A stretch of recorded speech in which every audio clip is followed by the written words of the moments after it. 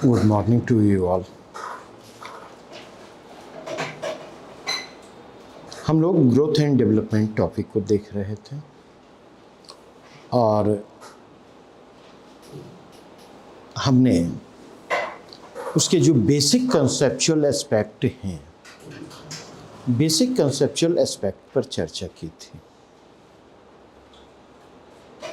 आगे बढ़ने के पहले आज हमें ग्रोथ एंड डेवलपमेंट को सर्वे बेस्ड अप्रोच के साथ देखना है। लेकिन उस पर आगे बढ़ने के पहले मैं कुछ प्रश्नों को पिक करना चाहूँगा और मैं चाहूँगा कि आप उन प्रश्नों को रिस्पॉन्ड करें, क्योंकि महत्वपूर्ण जानना नहीं है, महत्वपूर्ण जो है डिलीवर करना है। ठीक है? और महज जानने के आधार पर डिलीवर नहीं किया जा सकता। डिलीवर करने के लिए एप्लीकेशन की ज़रूरत होती है। बिना एप्लीकेशन के आप डिलीवर नहीं कर सकते। और आज जिन प्रश्नों को मैं पिक कर रहा हूँ,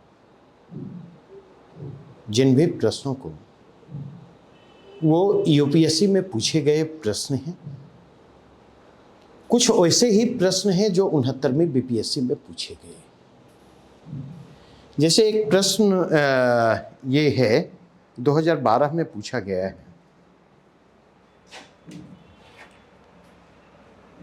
प्रश्न है,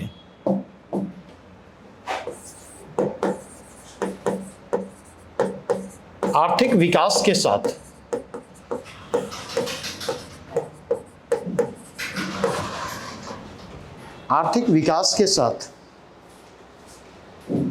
आर्थिक विकास से संबद्ध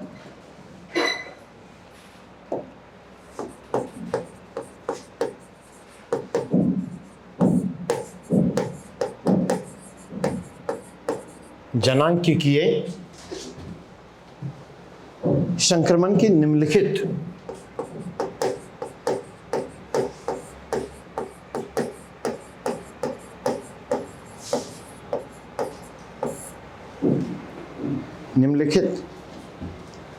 विशिष्ट अवस्थाओं पर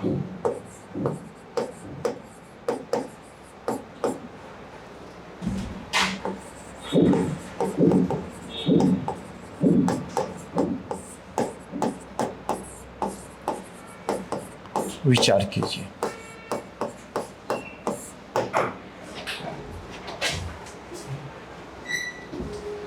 नंबर 1,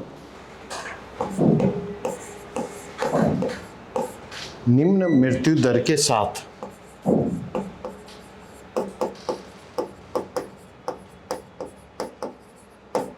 निम्न जन्म दर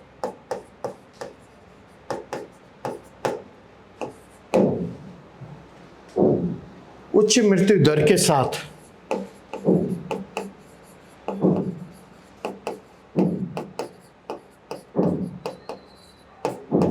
उच्च जन्म दर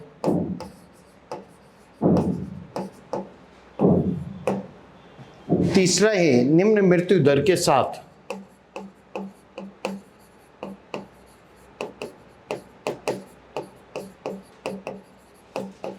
उच्च जन्म दर और अब आपसे कहा जा रहा है, ठीक है, इसका क्रोनोलॉजिकल ऑर्डर क्या होगा। मतलब निम्न दिए गए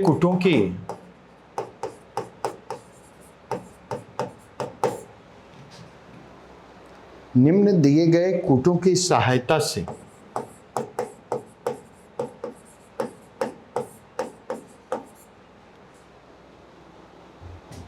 उपर्युक्त अवस्थाओं का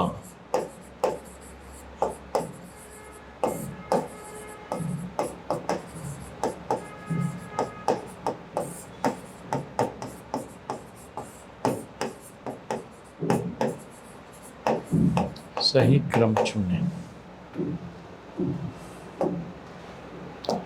और ऑप्शन है 1 2 3 2 1 3 2 3 1 3 to 1। आंसर देखिए तो,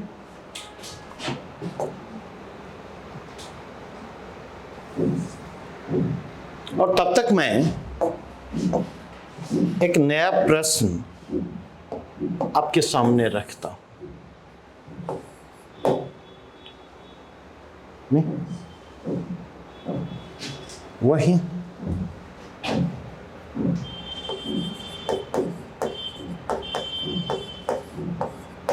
आर्थिक विकास की विभिन्न अवस्थाओं में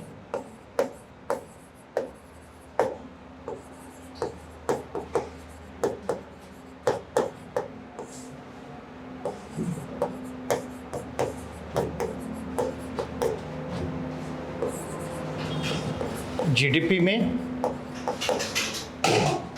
आर्थिक विकास की विभिन्न अवस्थाओं के क्रम में जीडीपी में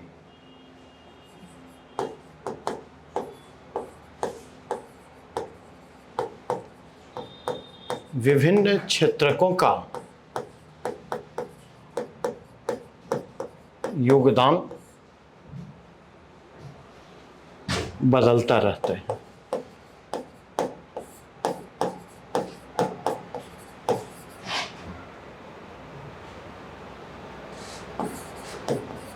जीडीपी में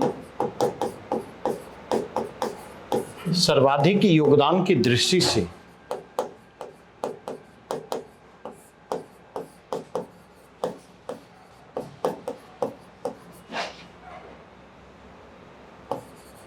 आर्थिक क्षेत्रकों का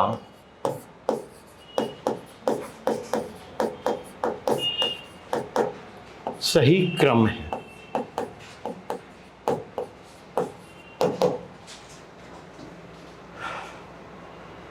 प्रश्न आपके सामने मौजूद है। ऑप्शन की बात करूं,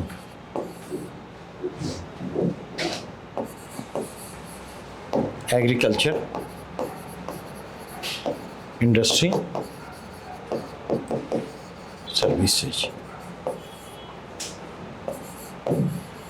एग्रीकल्चर, सर्विसेज, इंडस्ट्री,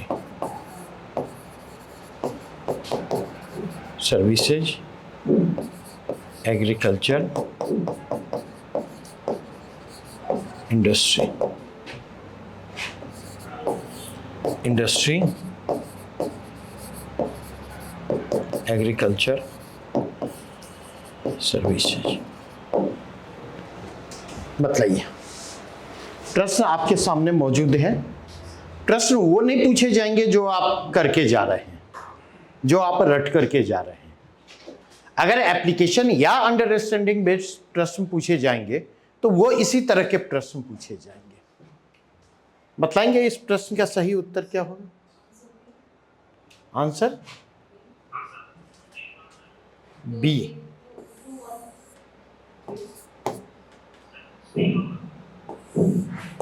बी हो गया HBD,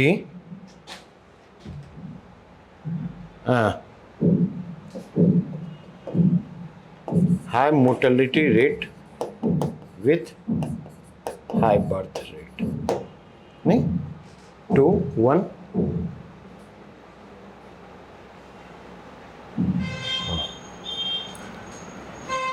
नहीं, बी तो नहीं होगा।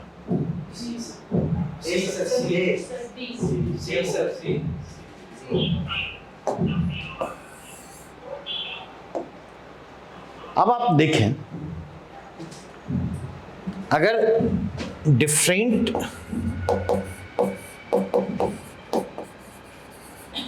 स्टेजेज ऑफ इकोनॉमिक डेवलपमेंट की बात की जाए, एक ग्राफ में दोनों आंसर देखें। अगर different stages of economic development की बात की जाए तो आप क्या पाएंगे? आप ये पाएंगे, फर्स्ट स्टेज जो इकोनॉमिक डेवलपमेंट का होता है, जीडीपी में सर्वाधिक योगदान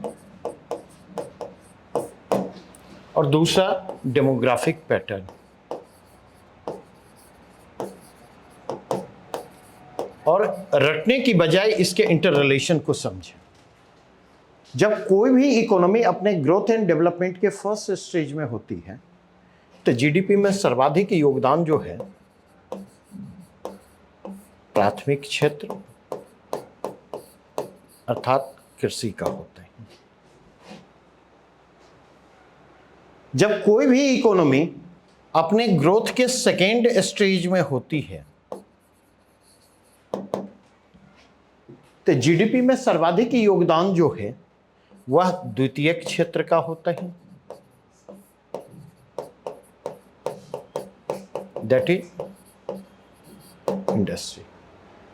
और कोई भी इकोनॉमी अपने ग्रोथ के अगर थर्ड स्टेज में होती है तो सबसे अधिक योगदान सेवा क्षेत्र, दैट इज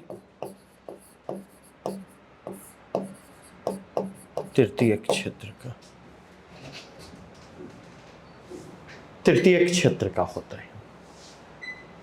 तो अब इस प्रश्न को देखें, इस प्रश्न को देखें तो इसका आंसर क्या होगा?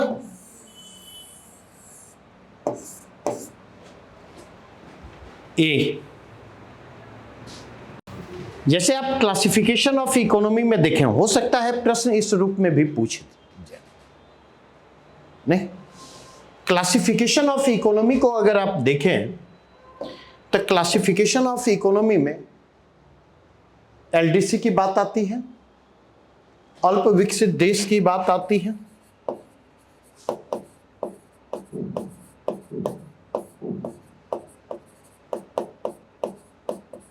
लीस्ट डेवलप्ड कंट्री आती है ना, विकासशील देशों की बात आती है,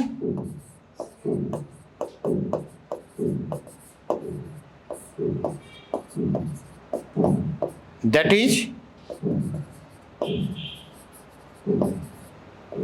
डेवलपिंग कंट्री। और तीसरी किसकी बात आती है? विकसित देश की बात आती है।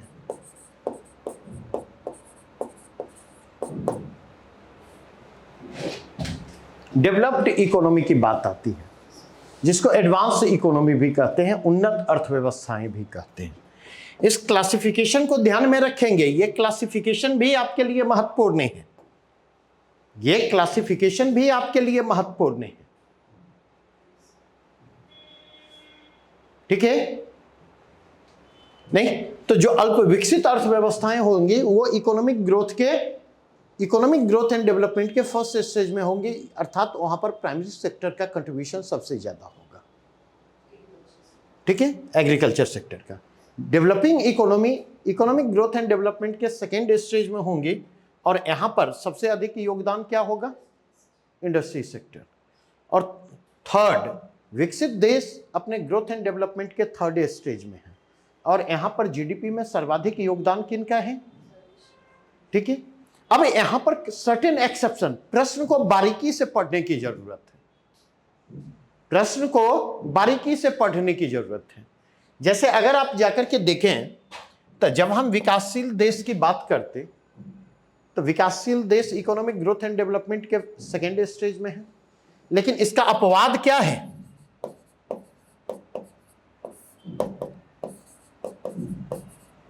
इसका अपवाद है भारत।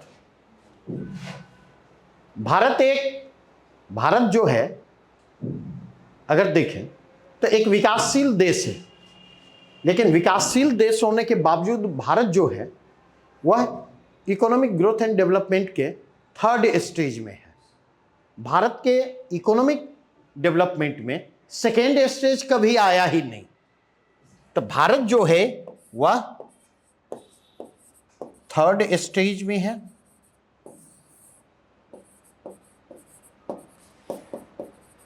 सेकेंड स्टेज आया ही नहीं।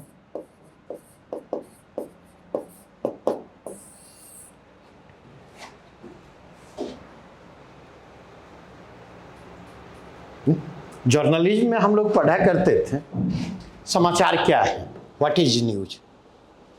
तो बतलाया जाता था कि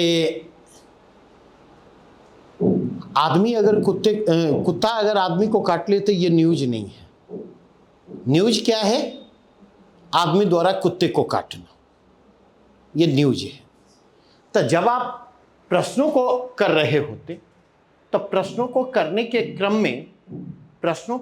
के क्रम में आपको इस बात को ध्यान में रखना होता, जो भी चीजें लीक से हट करके होंगी वहां से प्रश्नों की संभावना क्या होगी? वहां से प्रश्नों की संभावना बढ़ जाएगी। इस बात को समझने की जरूरत है।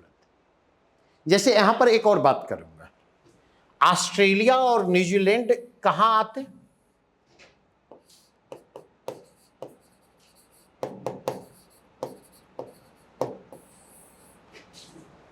ऑस्ट्रेलिया और न्यूजीलैंड को कैटेगराइज अगर करें तो किसके अंतर्गत आएंगी?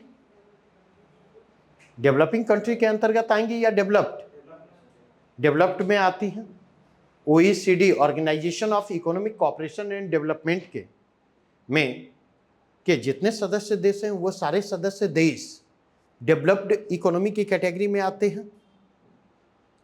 और डेवलप्ड इकोनॉमी ऐसे इकोनॉमी को कहा गया है जो जहां या जिनको first phase of industrial revolution और second phase of industrial revolution, first phase of industrial revolution का लाभ किसको मिलता? इंग्लैंड को मिलता। लेकिन सेकेंड फेज में आकर के देखेंगे यूरोपीय देश और अन्य क्षेत्रों में इसका प्रसार होता है 19th सेंचुरी में आकर के। ठीक है, तो ये दोनों मिलकर के डेवलप्ड इकोनॉमी का निर्माण करते।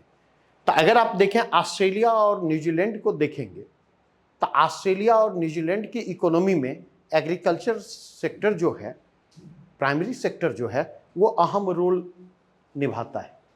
लेकिन वहाँ पर अगर एग्रीकल्चर को देखेंगे तो वहाँ के एग्रीकल्चर में फार्मिंग का टेक्नोलॉजी का अहम रोल है। इस बात को ध्यान रखें। ठीक है, तो एग्रीकल्चरल इकोनॉमी की प्राइमेसी के बावजूद वो डेवलप इकोनॉमी की कैटेगरी में आते। और अगर आप देखें डेवलपिंग इकोनॉमी के एग्रीकल्चर फार्मिंग के पैटर्न और एडवांस इकोनॉमी के फार्मिंग के पैटर्न में आपको अंतर दिखाई पड़ेगा। यही बातें कनाडा के संदर्भ में भी कही जाती हैं। इतनी बातें स्पष्ट हुई हैं। तो अब यहां पर देखें, कोई भी इकोनॉमी जब डेमोग्राफिक पैटर्न को देखें तो जब कोई भी इकोनॉमी अपने ग्रोथ एंड डेवलपमेंट के फर्स्ट स्टेज में होगी तो वहां पर रिसोर्सेज क्रंच की स्थिति होगी,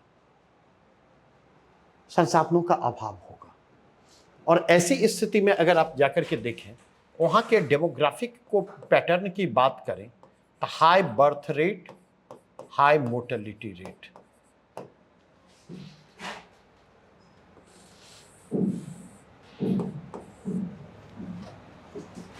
ठीक है। जब इकोनॉमिक ग्रोथ एंड डेवलपमेंट के सेकेंड स्टेज में पहुंचती है, मतलब रिसोर्सेज की उपलब्धता का बढ़ना, रिसोर्सेज की उपलब्धता जब बढ़ेगी तो उस स्थिति में स्टैंडर्ड ऑफ लिविंग क्या होगा? स्टैंडर्ड ऑफ लिविंग इंप्रूव करेगा। और स्टैंडर्ड ऑफ लिविंग अगर इंप्रूव करेगा, शिक्षा और स्वास्थ्य के स्तर में सुधार होगी, तो ऐसी स्थिति में देखेंगे पहला क्या होगा? अक्सर मैं निदा फाजली को कोट करता हूं और निदा फाजली को कोट करते हुए कहता कि घर सजाने का तसव्वुर अभी, मेरे ख्याल से किसी और का, घर सजाने का तसव्वुर अभी बाकी है, सवाल यह है कि घर बचाएं कैसे।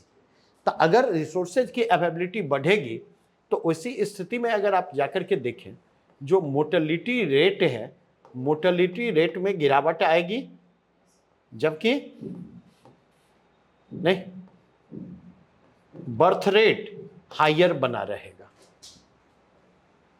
तो ये क्या होगा? निम्न मृत्यु दर के साथ उच्च जन्म दर, ये सेकेंड होगा नहीं।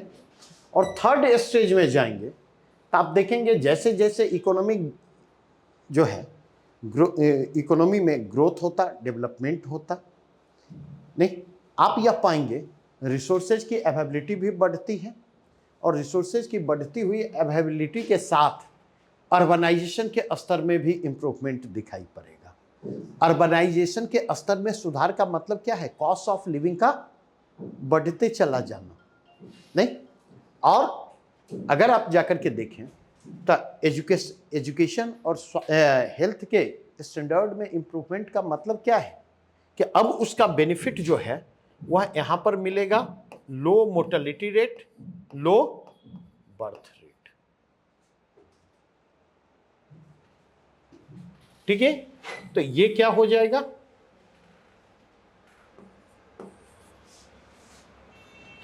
तो बेसिकली 2 3 1 आंसर क्या होगा। बातें स्पष्ट हुई या नहीं?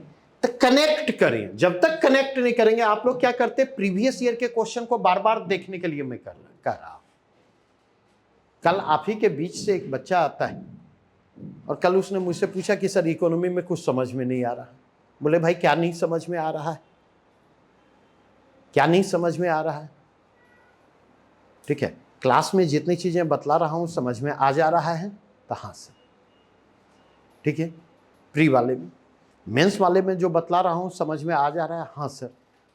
तब समझ में क्या नहीं आ रहा है? तो सर इतने से हो जाएगा।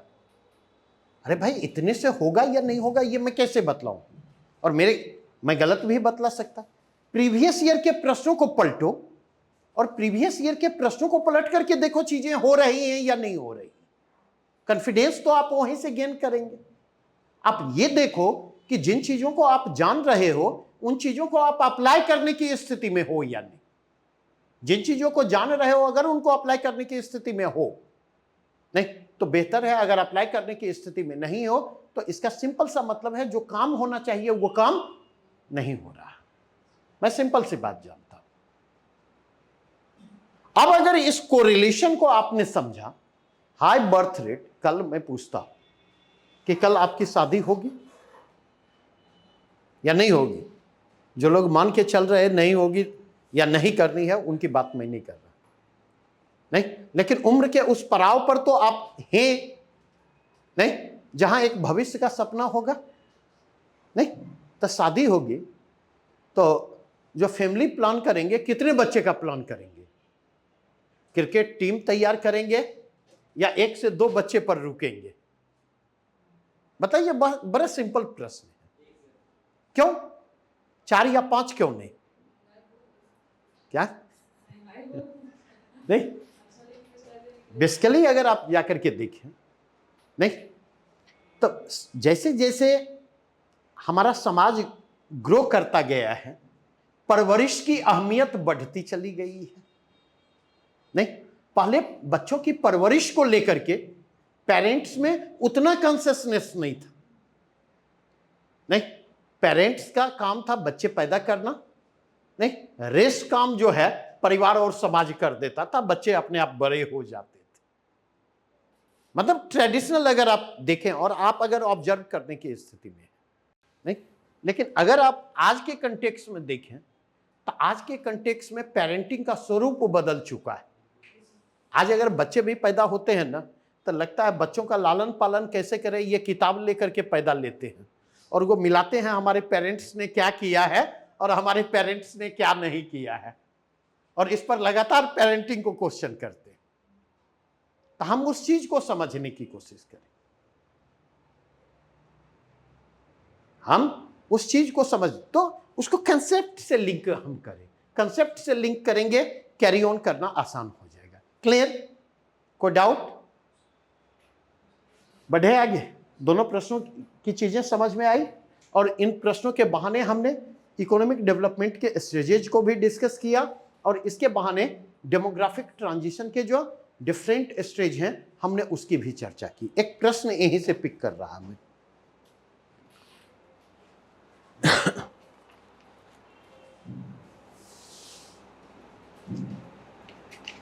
कॉन्फिडेंस गेन अगर करना है तो कॉन्फिडेंस गेन करने के लिए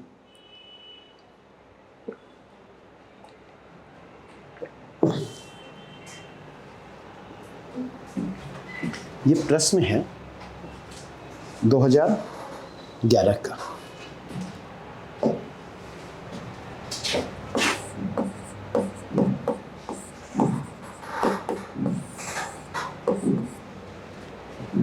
सिविल सर्विसेज एग्जामिनेशन 2011 में पूछा गया प्रश्न है, भारत की गिनती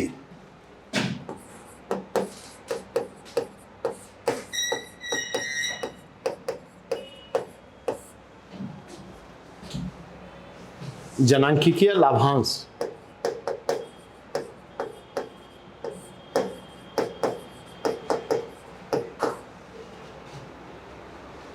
वाले देश के रूप में की जाती है।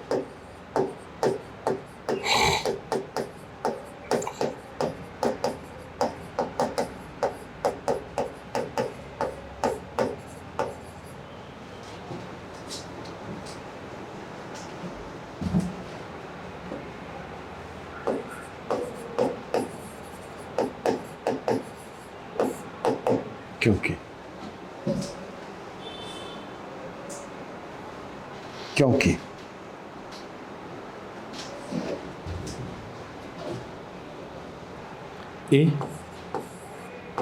यहाँ 15 वर्ष से कम उम्र के लोग अधिक हैं। कम उम्र के लोगों की जनसंख्या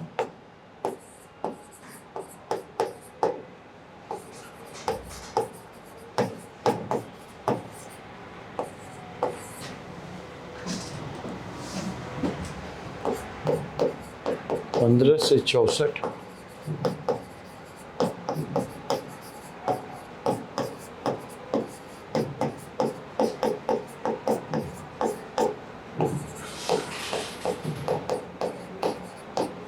की जनसंख्या अधिक।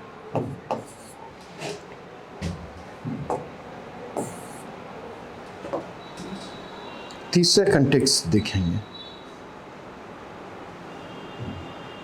तीसरा कंटेक्स्ट देखेंगे तो यहाँ 65 वर्ग से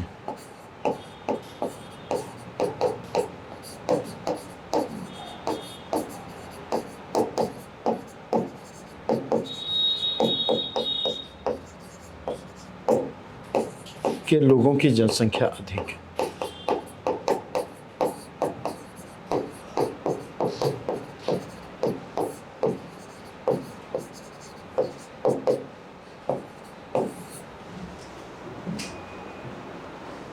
यहाँ की कुल जनसंख्या अधिक है।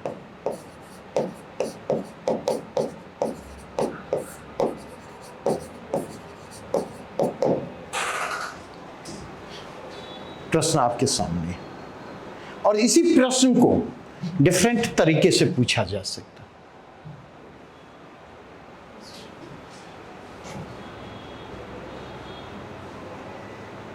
क्या आंसर होगा?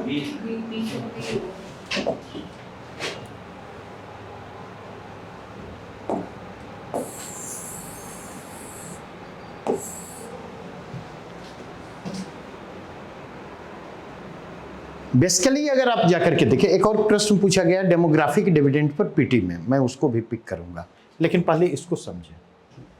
ये जो डेमोग्राफिक डिविडेंड है,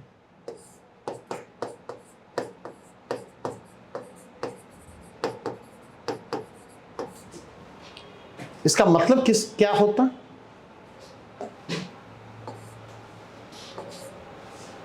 इसका मतलब क्या होता है?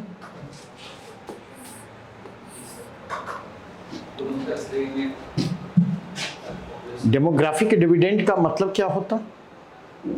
तो डेमोग्राफिक डिविडेंड का मतलब होता है डिपेंडेंट पॉपुलेशन का कम होना, नहीं, निर्भर, दैट इज अनुत्पादक जनसंख्या की तुलना।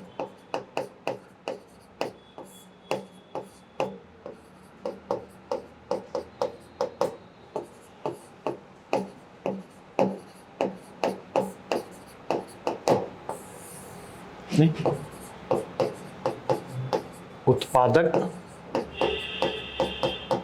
लोगों की अधिक आबादी।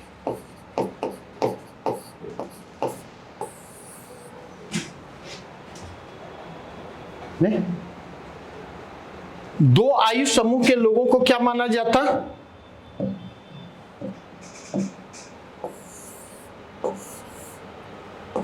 जीरो टू 15 वर्ष। इस एज ग्रुप में जितने लोग आएंगे वे डिपेंडेंट होंगे। और अगर आप जाकर के देखें, अभी कल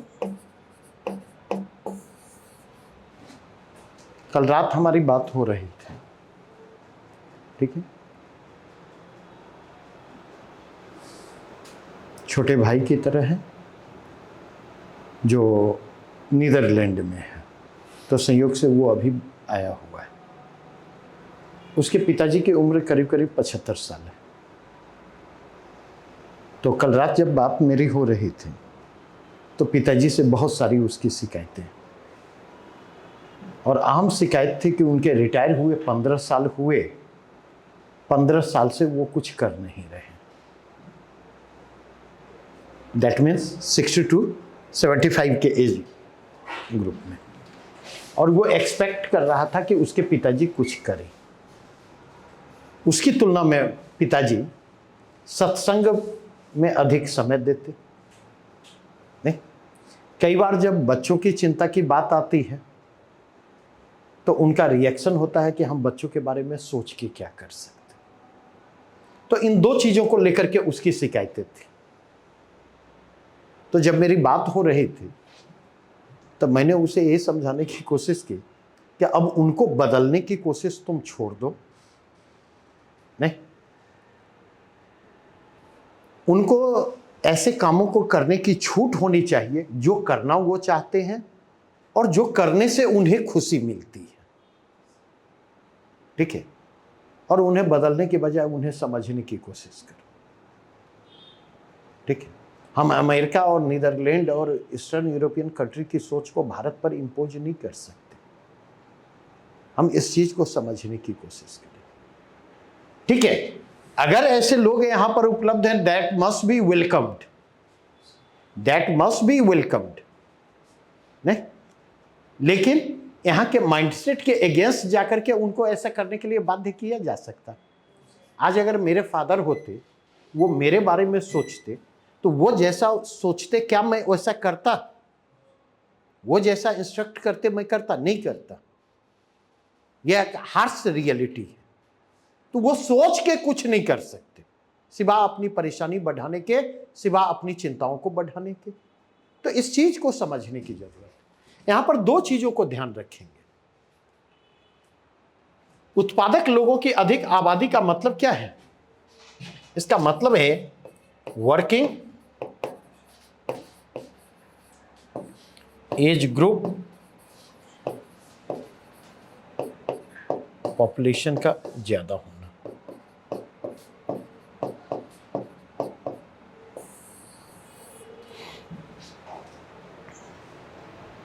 नहीं, अब वर्किंग एज ग्रुप पॉपुलेशन की परिभाषा भारत में अलग है और वैश्विक स्तर पर अलग है। अगर आप वर्किंग एज ग्रुप पॉपुलेशन को डिसाइड करें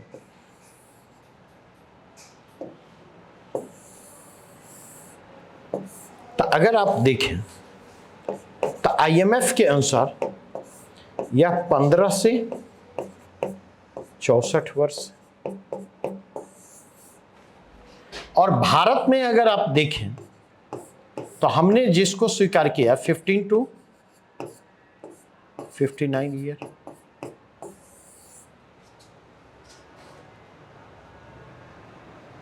बातें स्पष्ट हुई है। इसी के आधार पर ने हमने इसको ड्रॉ किया। अब पिछले प्रश्न में भी मैं कह रहा था, और इस प्रश्न के कंटेक्स्ट में भी कर रहा हूं, प्रश्न को माइन्यूटली पढ़ने की कोशिश करें, ठीक है। अगर यहां पर इंडियन कंटेक्स्ट में बात की जाती और मान लीजिए 15 से 64 के भी ऑप्शन होते और 15 से 59 के भी ऑप्शन होते, क्या होता? 15 से 59 नहीं, अगर 15 से 59 का भी ऑप्शन है, 64 का भी ऑप्शन है, और वर्किंग एज ग्रुप के डेफिनेशन को आईएमएफ के हिसाब से पूछा जा रहा है, तो आंसर क्या होगा? 15 से 64 का ऑप्शन होगा। इस चीज को समझने की जरूरत है। अब यहां पर एक प्रश्न, नया प्रश्न पिक करता यहां पर एक प्रश्न उठा करके पूछा जा सकता है,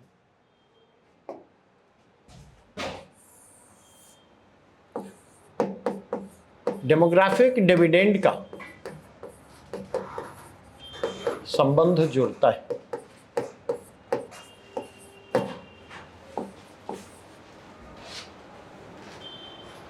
डेमोग्राफिक डिविडेंड का संबंध जुड़ता है, जनांकिकीय लाभांश का संबंध जुड़ता है।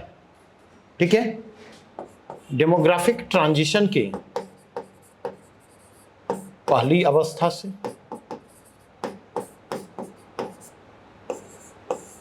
डेमोग्राफिक ट्रांजिशन के दूसरी अवस्था से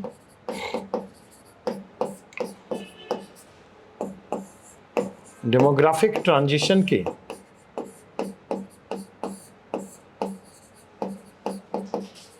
तीसरी अवस्था से डेमोग्राफिक ट्रांजिशन की दूसरी तीसरी अवस्था। क्या आंसर होगा बतलाइए।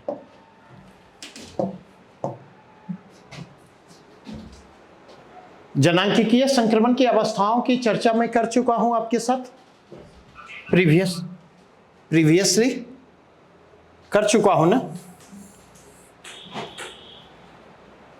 या नहीं कर चुका हूं? कर चुका हूं। और अगर मैं कर चुका हूं तो इसका संबंध, इसका आंसर क्या होगा? जनांकिकीय डेमोग्राफिक ट्रांजिशन की दूसरी अवस्था, जिस दूसरी अवस्था में क्या होता? हाई बर्थ रेट, लो मोर्टेलिटी रेट। क्योंकि यहां पर देखेंगे पहली अवस्था जो होगी वहां जनसंख्या वृद्धि दर क्या होगी? लगभग स्थिर होगी। और जो तीसरी अवस्था होगी यहां पर भी जो है जनसंख्या वृद्धि क्या होगी? लगभग स्थिर होगी।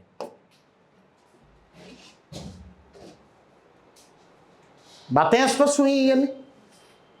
लगभग स्थिर होगी। तो इसका संबंध किससे जुड़ेगा? बातें। फिर एक प्रश्न मैं बदल देता हूं, उठा करके पूछा जा सकता है। एक टर्म यूज होता,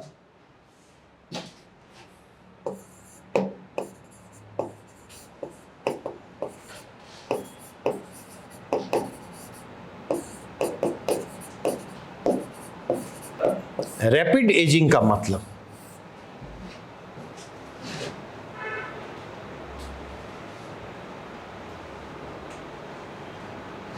और यह जनांकिकीय संक्रमण की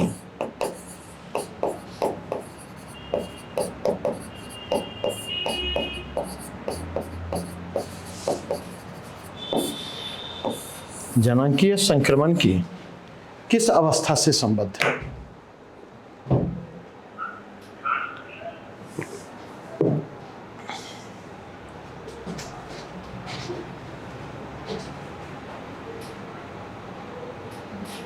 रैपिड एजिंग का मतलब क्या है? अगर मतलब की बात करें, आबादी का तेजी से बूढ़ा होना।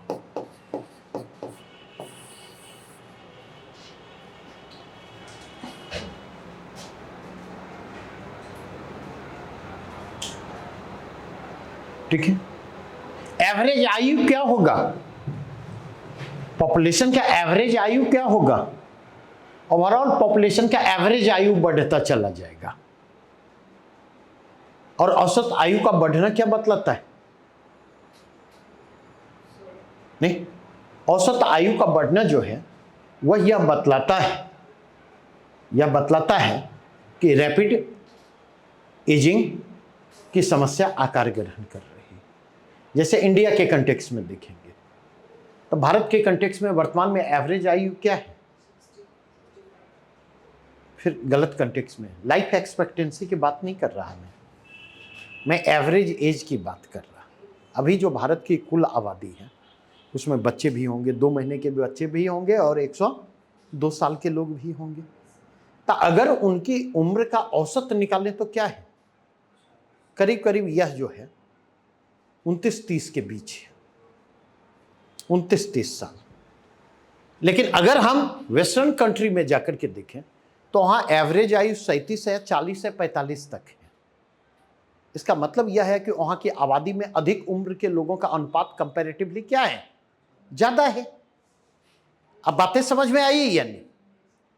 तो इस रैपिड एजिंग की समस्या का संबंध किससे जाकर जुड़ता है? नहीं,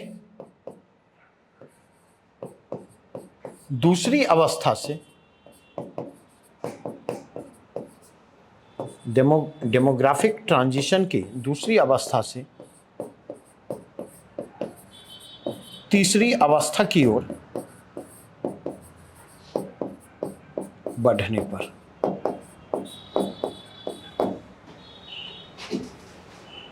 क्योंकि जैसे जैसे इकोनॉमी, देखिए सेकेंड स्टेज में हाई बर्थ रेट होता, लोअर मोर्टेलिटी रेट होता, लेकिन जैसे जैसे इकोनॉमी ग्रो करेगी बर्थ रेट में गिरावट आनी शुरू होगी। नहीं, बर्थ रेट में गिरावट आनी शुरू होगी तो एक समय के बाद क्या होगा, एक समय के बाद आप देखें तो एग्जिट ज़्यादा होगा, एंट्री कम होगी, और जब एग्जिट ज़्यादा होगा, एंट्री कम होगी तो एवरेज एज अपने आप क्या होगी, बढ़ने लगेगी। तो जैसे जैसे आप सेकेंड स्टेज से थर्ड स्टेज की ओर मूव करेंगे, नहीं, अगर आप देखें तो रैपिड एजिंग की संभावना बढ़ती चली जाएगी।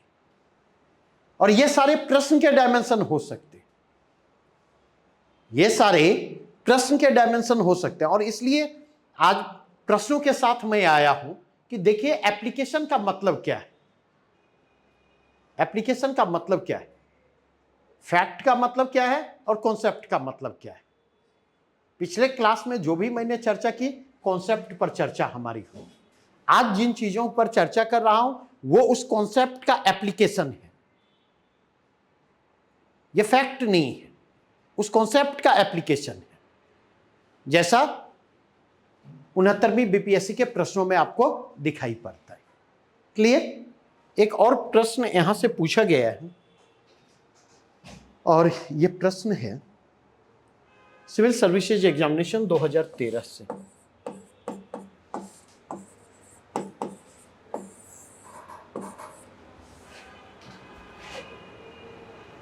ठीक है, प्रश्न है जनांकिकीय लाभांश के पूर्ण लाभ को प्राप्त करने के लिए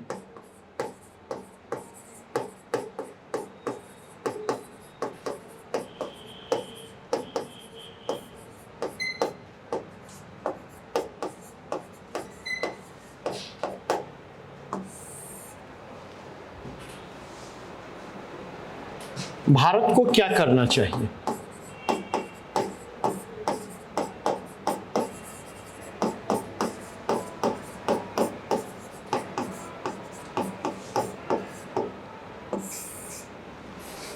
और आपके सामने 4 ऑप्शन।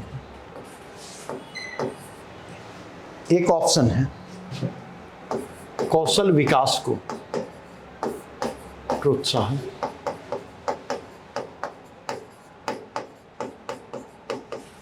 और हमेशा ध्यान रखें ऑप्शन कुछ भी हो सकता है, यही ऑप्शन रहेगा ये कोई जरूरी नहीं है। दूसरा है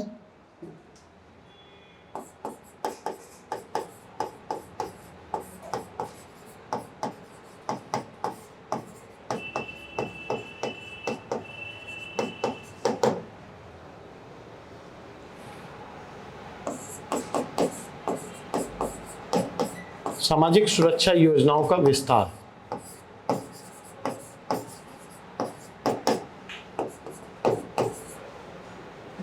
तीसरा है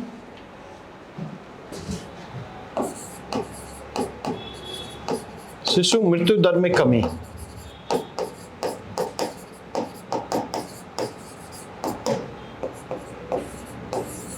और चौथा है उच्च शिक्षा का निजीकरण,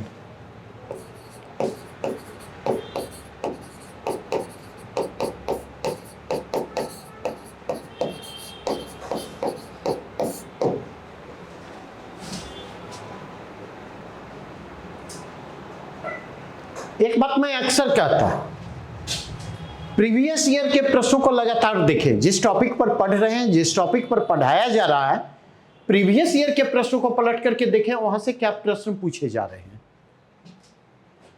यह जरूर देखने की कोशिश करें। क्यों?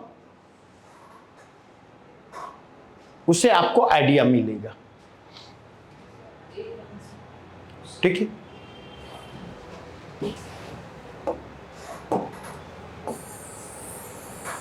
ये आंसर होगा।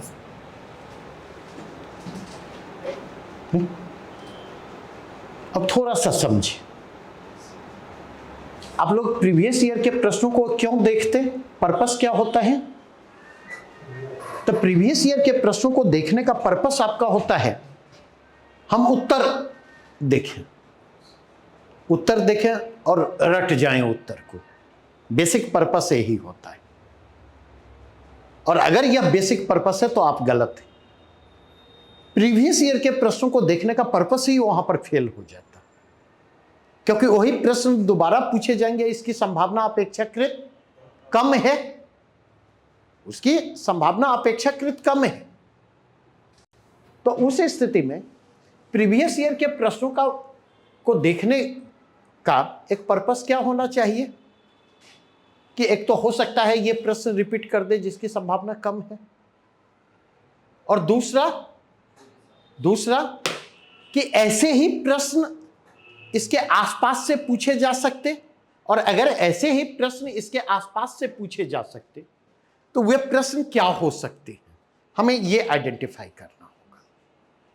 जैसे हमने रैपिड एजिंग को आइडेंटिफाई किया। ठीक है, अब हम यहां पर उस अप्रोचेज को देखें। डेमोग्राफिक डिविडेंड के पूर्ण लाभ को प्राप्त करने की जब भी बात होती है तो इसके कंटेक्स्ट में दो चीजें होती।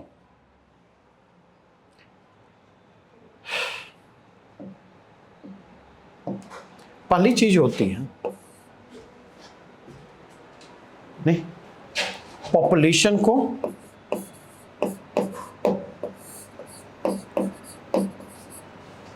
ह्यूमन रिसोर्सेज में कन्वर्ट करना। ये कन्वर्जन महत्वपूर्ण है।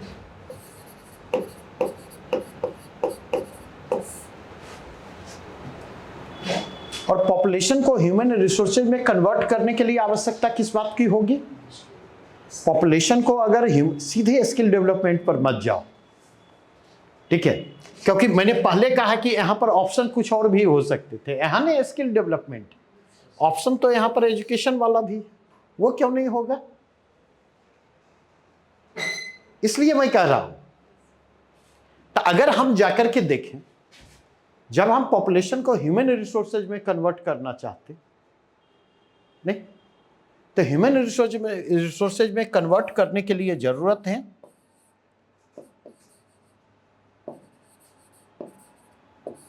प्रॉपर हेल्थ की, जो कि फिजिकल कैपेबिलिटी के डेवलपमेंट के लिए जरूरी है, जिसके कारण हमारी शारीरिक क्षमताओं का विकास होता नहीं। कुपोषण का शिकार आदमी क्या मेहनत कर सकता है? प्रोडक्टिविटी का जो पोटेंशियल उसके भीतर होता वो उसका इस्तेमाल कर सकता? नहीं कर सकता। नहीं। दूसरा, इसके लिए जरूरत किसकी होती है? प्रॉपर एजुकेशन की, क्योंकि प्रॉपर एजुकेशन किसके लिए जरूरी होता? मेंटल कैपेबिलिटी के डेवलपमेंट के लिए, मानसिक क्षमता के विकास के लिए। तीसरी चीज इसके लिए जरूरत होती है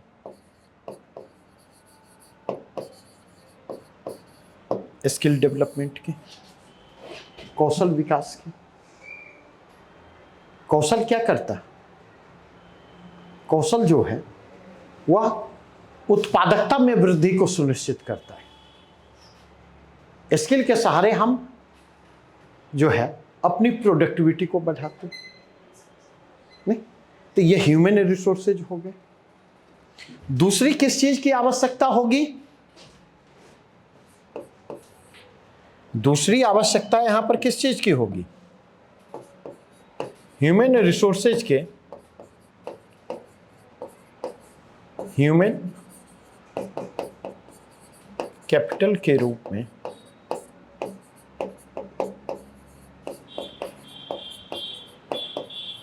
इस्तेमाल।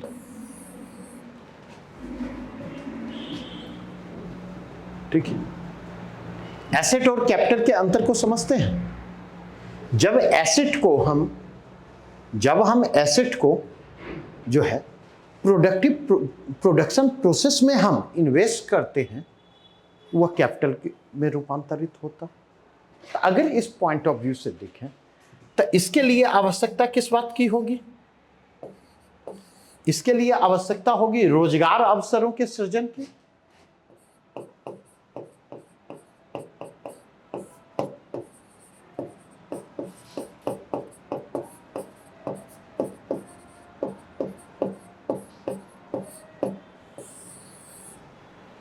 इसके लिए आवश्यकता होगी रोजगार अवसरों के सृजन की, एम्प्लॉयमेंट अपॉर्चुनिटी के क्रिएशन की।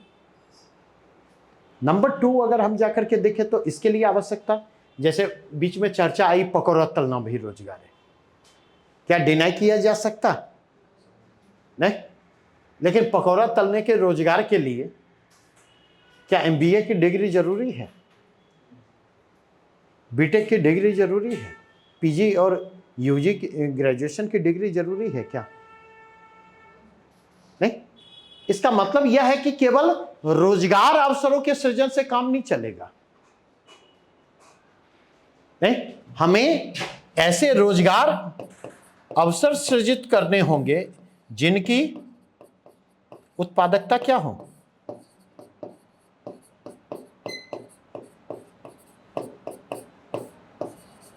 बेहतर उत्पादकता वाले रोजगार अवसरों के सृजन की जरूरत होगी, जिसकी प्रोडक्टिविटी बेहतर हो, जहां पर मनुष्य अपनी क्षमता का सही तरीके से इस्तेमाल कर सके, अपनी क्षमता का पूरा और संभावनाओं का पूरा दोहन कर सके।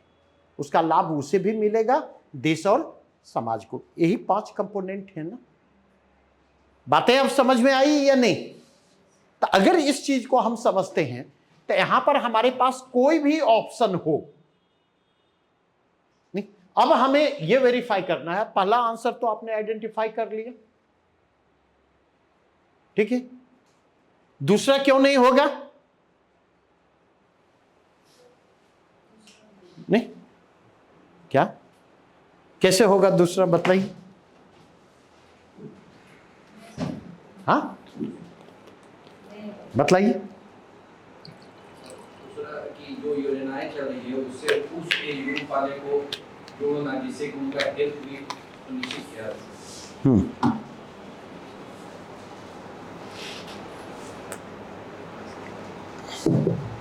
सोशल सिक्योरिटी नेटवर्क, सामाजिक सुरक्षा संजाल का मतलब क्या है? शब्द है, कल के डेट में प्रश्न यहां से भी क्रिएट हो सकते।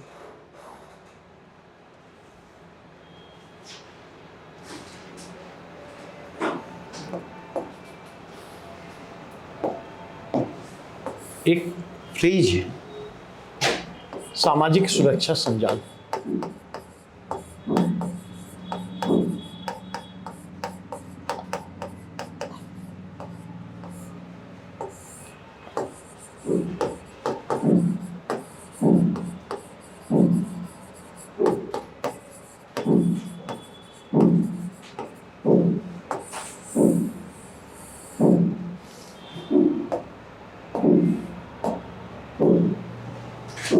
सोशल सिक्योरिटी नेटवर्क, इसका मतलब क्या है? सोशल सिक्योरिटी नेटवर्क किनके लिए बात की जाती है? इनको डेवलप करने की बात किनके लिए की जाती है? नहीं, वंचित समूह के लिए।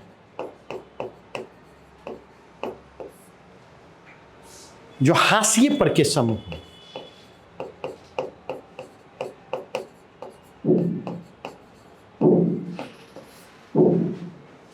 जो मार्जिनलाइज सेक्शन है, उनके लिए सोशल सिक्योरिटी नेटवर्क की बात की जाती है। जो डिप्राइव्ड सेक्शन है उसके लिए सोशल सिक्योरिटी नेटवर्क की बात की जाती है। ऐसे सेक्शन जिनके पास रिसोर्सेज नहीं है, जिनकी रिसोर्सेज तक पहुंच नहीं है, ऐसे लोग जो है अपनी नीड और रिक्वायरमेंट को फुलफिल करने में असमर्थ होते हैं। ऐसे लोगों के लिए सोशल सिक्योरिटी नेटवर्क का सपोर्ट उपलब्ध करवाया जाता है। अब बातें समझ में आई या नहीं?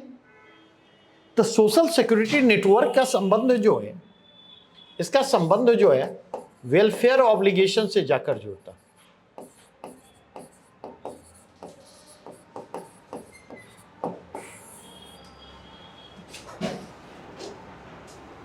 जैसे आप देखेंगे वृद्धावस्था पेंशन सबको मिलता है क्या? उसका एक फिक्स नहीं, जो वृद्ध है उसका एक क्राइटेरिया है।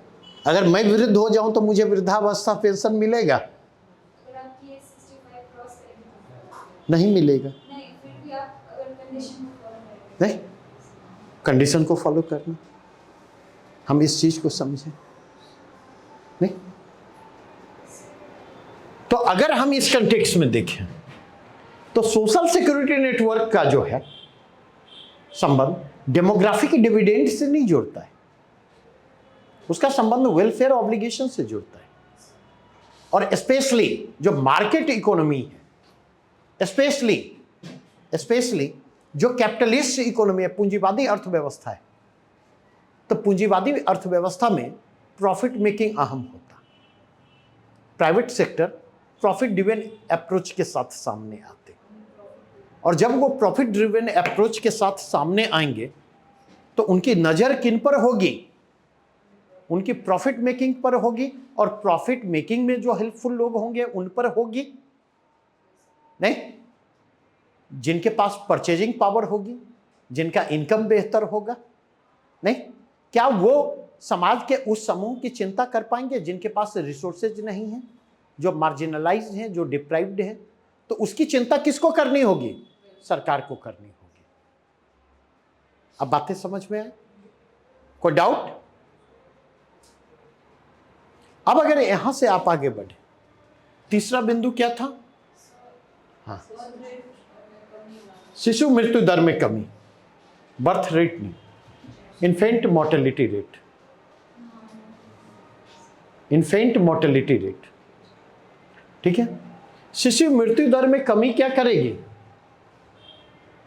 बेसिकली अगर देखें, शिशु मृत्यु दर में कमी जो है वह आपको नहीं, जनसंख्या वृद्धि में सहायक होगी।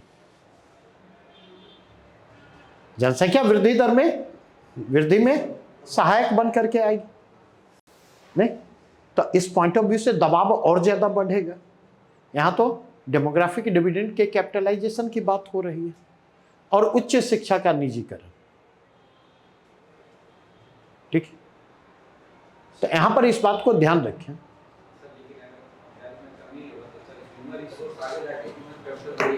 अरे भाई, काम बिगाड़ा तीन अगर मगर, लेकिन नहीं, जब 21वीं सदी के पहले दशक के अंत तक हम पहुंचते तो डेमोग्राफिक डिविडेंड की बात शुरू होती, और अब डेमोग्राफिक डिसास्टर की बात होती है।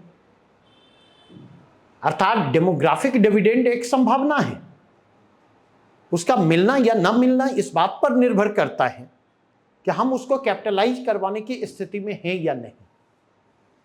नहीं, अगर हम कैपिटलाइज करवाने की स्थिति में हैं तो डिविडेंड मिलेगा, और अगर हम कैपिटलाइज करवाने की स्थिति में नहीं है तो वो डिसास्टर में तब्दील होगा।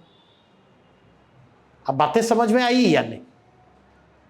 ठीक है, तो जबरन मत जोड़िए, क्योंकि हमेशा इस बात को ध्यान रखिए, हो सकता है प्रश्न में 4 ऑप्शन हो, एक से अधिक ऑप्शन सही हो, तो कौन जब सबसे ज्यादा सही है आपको उस ऑप्शन को पिक करना है।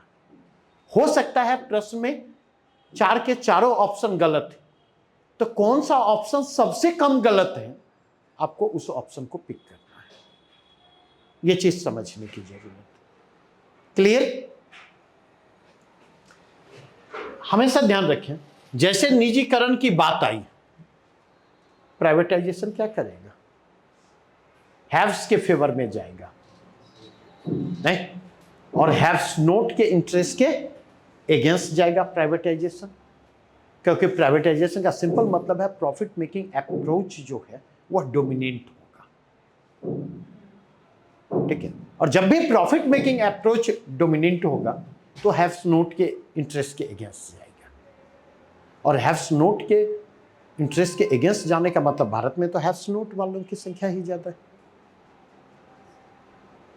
तो यही चीज हमने कहा कि जब आप प्रीवियस ईयर के प्रश्नों को देखते तो आप यह देखिए कि अगर यह आंसर होगा तो क्यों होगा, और अगर यह नहीं होगा तो क्यों नहीं होगा। बढ़े आगे यहां से। नेक्स्ट 2013 में ही एक प्रश्न पूछा गया है।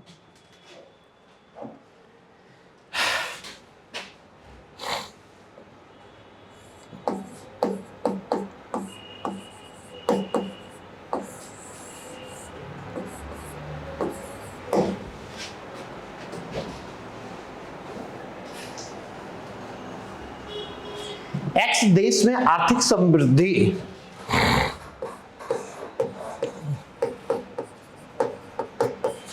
समृद्धि अनिवार्य रूप से हुई।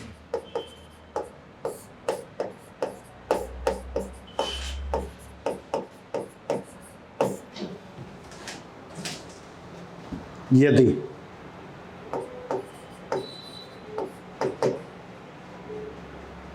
चार ऑप्शन आपके पास, ए, विश्व अर्थव्यवस्था में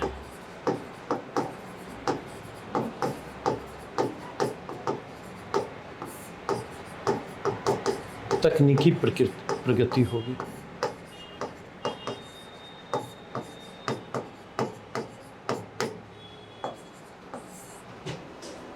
दूसरा, एक्स में जनसंख्या वृद्धि होगी।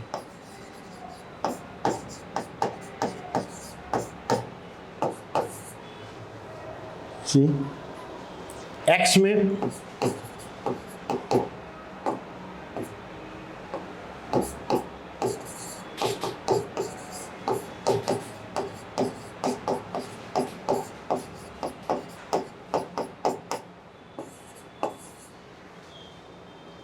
विश्व अर्थव्यवस्था में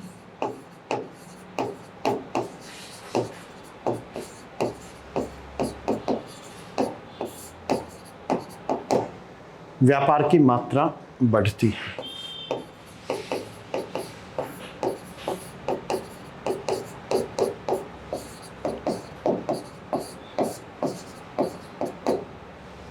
अब मैं ये नहीं आपसे पूछूंगा कि इसका आंसर क्या होगा,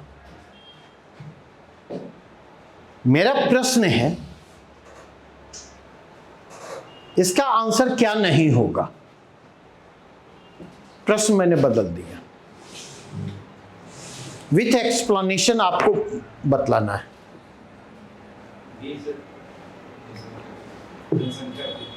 मैंने पूछा क्यों नहीं होगा,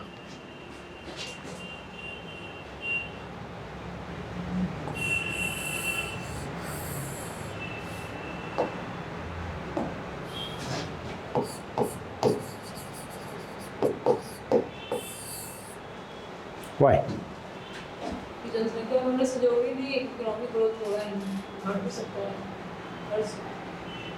मतलब ज़्यादा कमाने वाले होंगे तो ग्रोथ होगा, जो भी नहीं इसका और बताइए।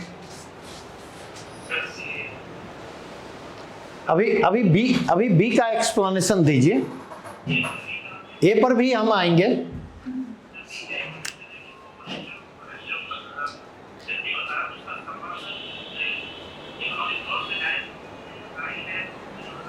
एक सिंपल फॉर्मूला समझें, population is inversely proportional to economic growth.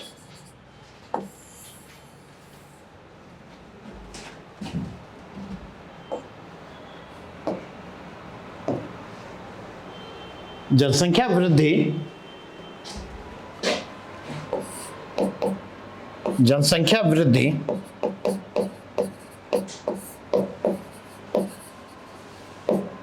और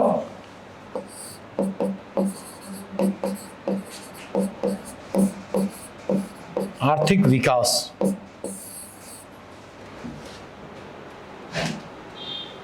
दोनों के बीच अगर आप देखें तो विरोधाभास।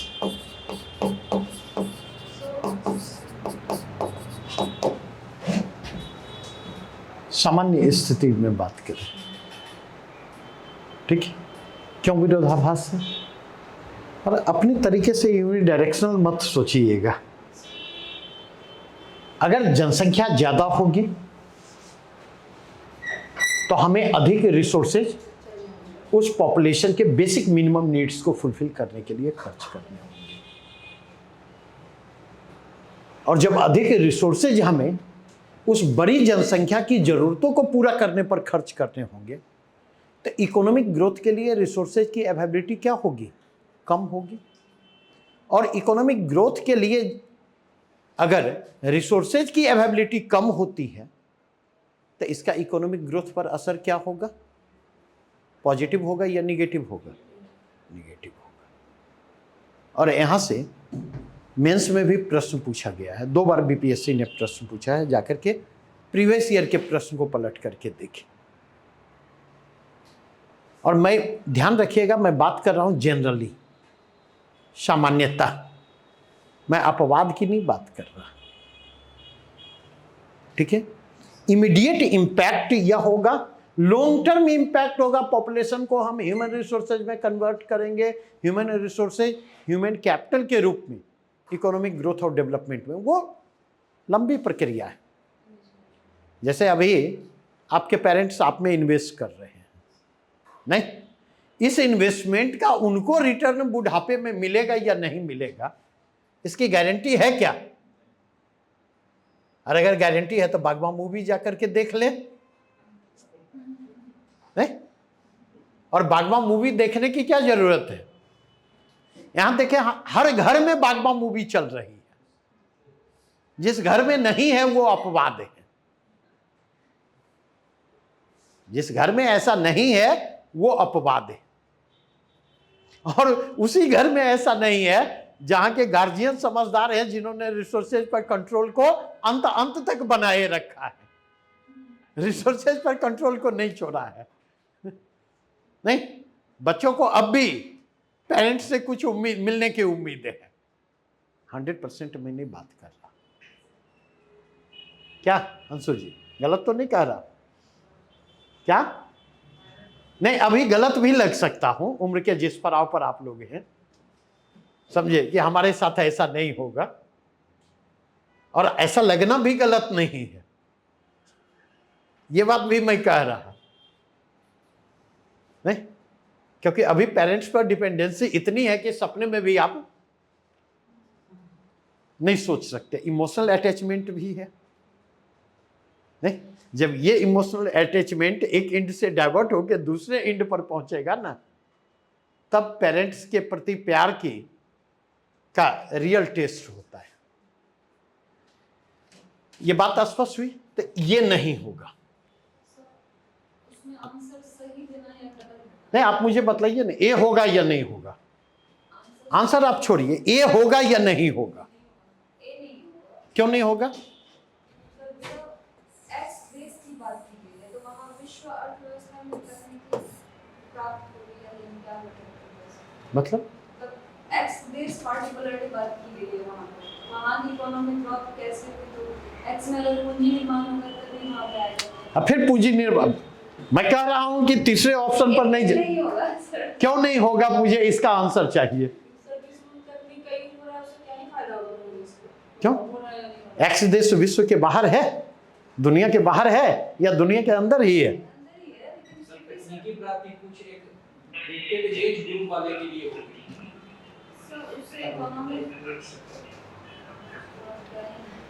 हमेशा ध्यान रखें।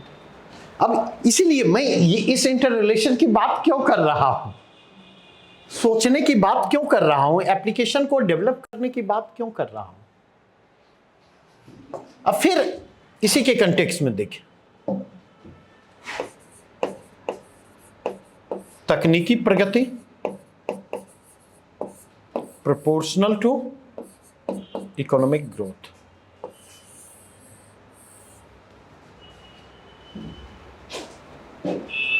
अगर तकनीकी प्रगति होगी तो उसका इकोनॉमिक ग्रोथ पर पॉजिटिव इंपैक्ट पड़ेगा। तकनीकी प्रगति जो है वह इकोनॉमिक ग्रोथ में उत्प्रेरक का काम करते। तो अगर वैश्विक अर्थव्यवस्था में तकनीकी प्रगति होगी तो उसका लाभ वैश्विक अर्थव्यवस्था को मिलेगा। अब सवाल यह उठता कि इस तकनीकी प्रगति का लाभ, इसका लाभ एक्स देश को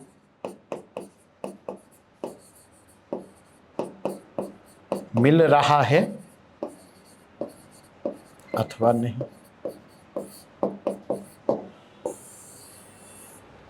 इसका लाभ एक्स देश को मिल रहा है या नहीं। अगर इसका लाभ एक्स देश को मिलेगा तो एक्स देश में अनिवार्यतः आर्थिक समृद्धि होगी, और अगर इसका लाभ एक्स देश को नहीं मिलेगा तो ठेठी में एक कहावत है, बेल के गाछ में बेल पकले उसे कौआ बाप के की। मतलब समझ में आया कि बेल के पेड़ में बेल पका, तो बेल कच्चा हो या पका हो उसे कौए को क्या फायदा, क्योंकि कौए की चोंच बेल के सख्त तह जो है उसको भेद कर गूदे तक नहीं पहुंच सकती। अब बातें समझ में आई या नहीं? नहीं, तो इसके आधार पर कुछ नहीं कहा जा सकता। क्यों नहीं कहा जा सकता? तो यह स्पष्ट नहीं है कि वैश्विक अर्थव्यवस्था में उस तकनीकी प्रगति का लाभ उस पर्टिकुलर एक्स देश को मिल रहा है या नहीं, यह स्पष्ट नहीं है, इसलिए यह आंसर नहीं होगा। क्लियर? अब सेम यही तर्क कहां पर लागू होगा? वैश्विक अर्थव्यवस्था में व्यापार की मात्रा बढ़ रही है, तो व्यापार की मात्रा में वृद्धि जो है एक्स देश के कारण है अथवा नहीं। इसमें एक्स देश का योगदान है अथवा नहीं।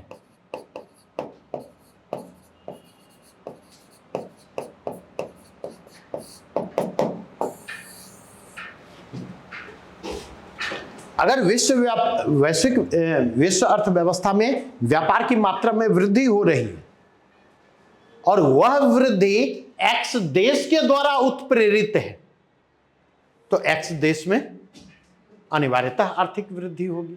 लेकिन अगर वह वृद्धि एक्स देश की अर्थव्यवस्था के कारण नहीं है, और यहां पर प्रश्न क्या पूछा जा रहा है? अनिवार्य रूप से नहीं, तो आंसर क्या हो जाएगा?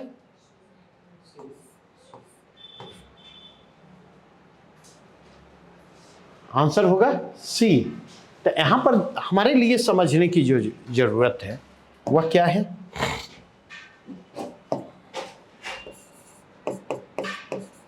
यही एप्लीकेशन है पूंजी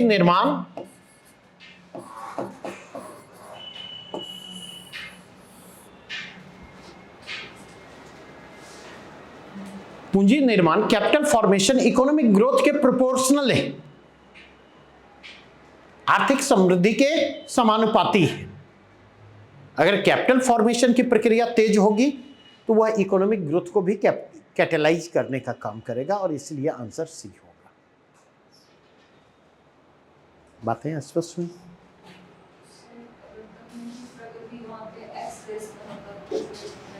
तो काम बिगाड़ रहा है 3 अगर मगर लेकिन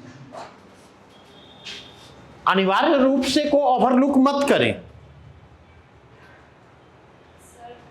अगर यह प्रश्न अनिवार्य रूप से एक प्रश्न में नहीं होता, ऐसा हो सकता है, तब वो भी ऑप्शन होता, लेकिन यहां अनिवार्य रूप से है।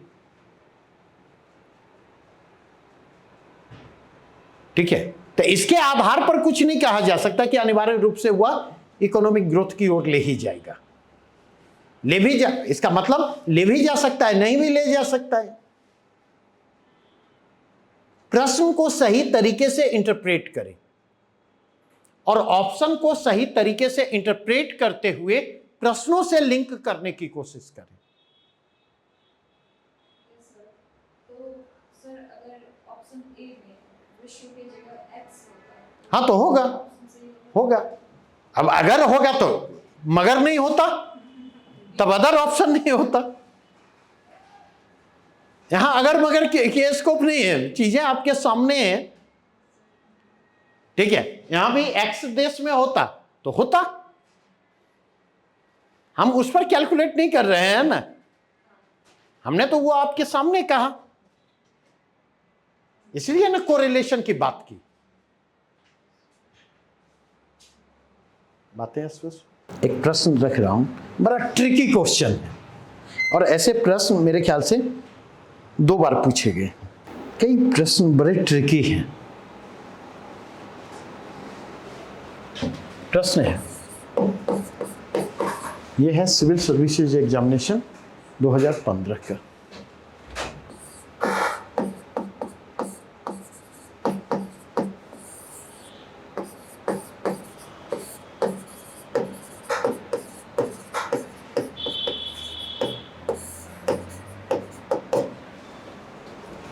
भारतीय अर्थव्यवस्था में, भारतीय अर्थव्यवस्था के संदर्भ में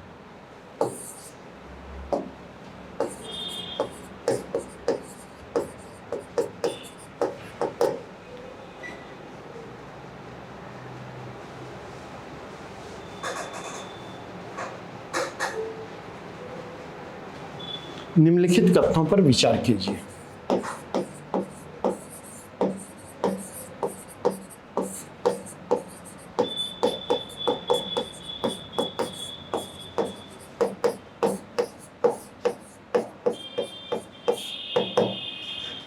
और ये ध्यान रखें, ये प्रश्न 2015 में पूछा गया।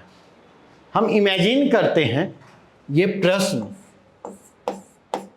78th बीपीएससी में पूछा जा रहा है। जस्ट इमेजिन, और इमेजिन इसलिए कर रहा हूं ताकि आपके लिए आंसर देना आसान हो सके। ठीक है, 2 स्टेटमेंट हैं।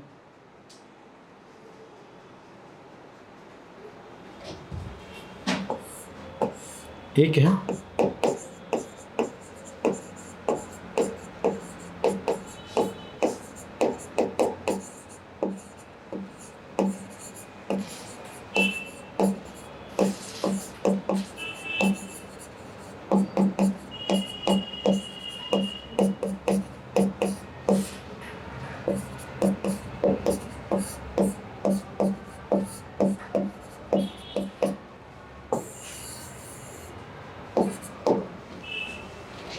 पिछले दशक में रियल जीडीपी की वृद्धि दर लगातार बढ़ती रही। ठीक है, और दूसरा स्टेटमेंट है, पिछले दशक में बाजार कीमतों पर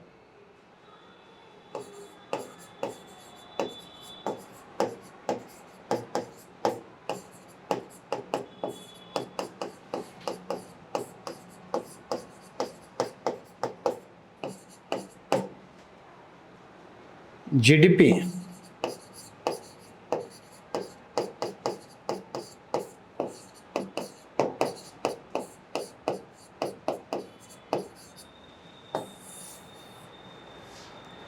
ऑप्शन क्या है? ऑप्शन में आपको सही कथन चुने। ए केवल 1,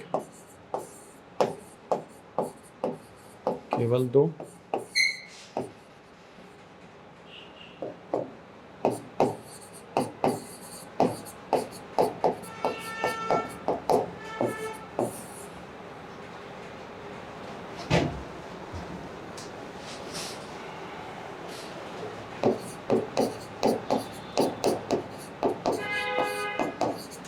क्या आंसर होगा बताइए?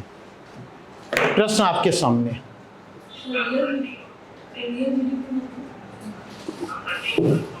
ये मैं डिस्कस पिछले क्लास में कर चुका हूं। क्यों शशिकांत जी, मैसेज इनबॉक्स में रिप्लाई रीजन कीजिए, थोड़ी मेहनत कीजिए। हाँ, नहीं, मैसेज इनबॉक्स में रिप्लाई करें। हाँ,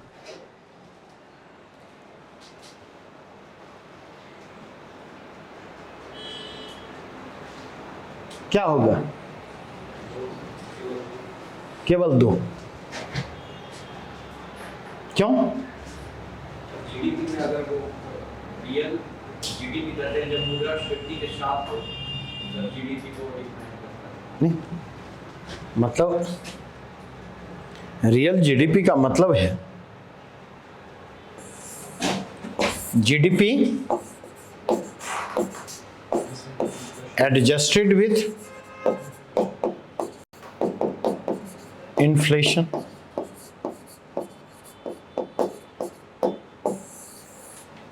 यही ना? जब जीडीपी को मुद्रास्फीति के साथ समायोजित करते, या दूसरे शब्दों में हम कहें तो जीडीपी एट पीपीपी भी कह सकते हैं,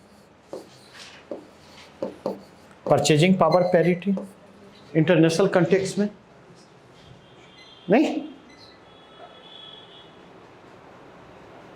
बताइए क्या आंसर होगा? बताओ मोनो।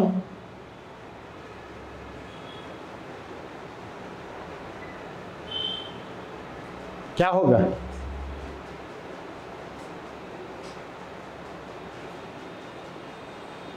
कोई नहीं, ऑप्शन ही समझ नहीं आया।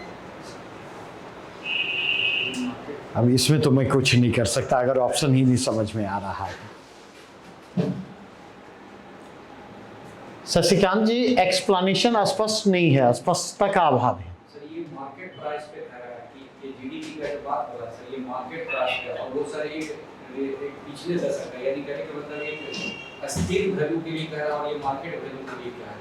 अब यहाँ पर हमेशा ध्यान रखें, इसका आंसर होगा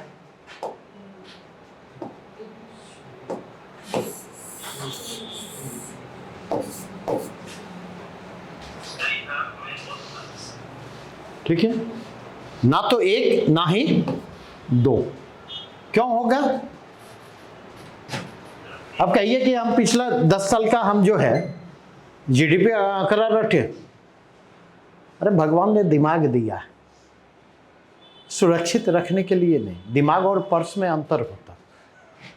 पर्स जितना बाहर निकालेंगे उतना हल्का होगा ना। अब ये मत कहिएगा कि कई बार पर्स बाहर निकालते हैं तो उसको भारी भी करते हैं ना। भारी होने का भ्रम है, वो हल्का ही होता है जितनी बार बाहर निकालेंगे। ठीक है, तो अगर आप देखें रियल जीडीपी की वृद्धि दर, हमेशा ध्यान रखें जीडीपी में वृद्धि और जीडीपी ग्रोथ रेट में वृद्धि, दोनों के फर्क को समझें, दोनों के बीच अंतर है, इस डिफरेंस को समझें।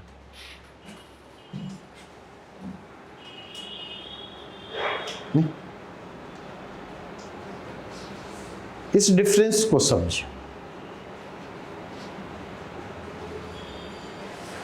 ठीक है, जीडीपी वृद्धि दर में वृद्धि का मतलब यह है, अगर हम कहते हैं पिछले 5 वर्षों के दौरान जीडीपी की वृद्धि दर में लगातार वृद्धि हो रही है, तो इसका मतलब यह है कि आज से 5 साल पहले से जब हम कैलकुलेट करना शुरू करेंगे तो हर साल जीडीपी जीडीपी की वृद्धि दर पूर्ववर्ती वर्षों की जीडीपी वृद्धि दर से ज्यादा होगी, तब यह स्टेटमेंट सही होगा। ठीक है, और जीडीपी में वृद्धि की बात है, हो सकता है जीडीपी की वृद्धि दर कम हो, तो जीडीपी की वृद्धि दर कम होने के बावजूद जीडीपी का साइज बढ़ेगा। इस चीज को समझें। हां, वो कम तेज गति से बढ़ेगा। जैसे पिछले साल अगर जीडीपी ग्रोथ रेट मान लें 8% रहा और इस बार जीडीपी ग्रोथ रेट 6% होता है, तो जीडीपी ग्रोथ रेट में तो गिरावट आती है, लेकिन साइज ऑफ जीडीपी क्या होगा? साइज ऑफ जीडीपी इंक्रीज करेगा। अब बातें समझ में आई?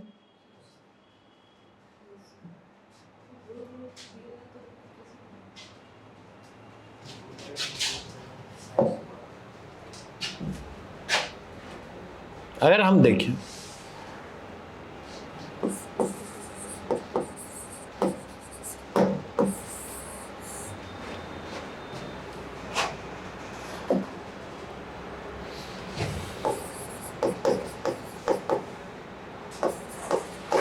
आपका परफॉर्मेंस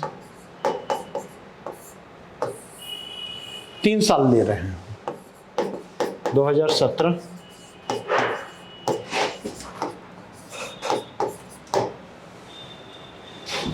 ठीक है, क्या नाम है? रूपा।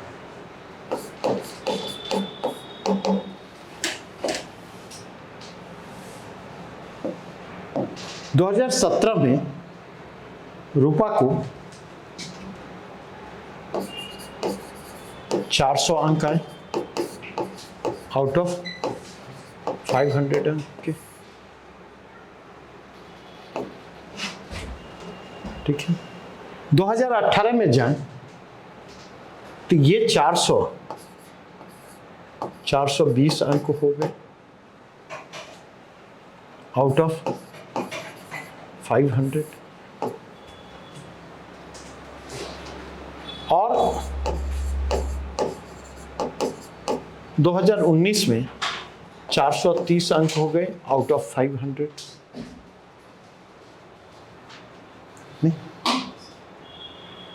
तो अगर हम देखें तो हम क्या कहेंगे? अंकों में लगातार वृद्धि,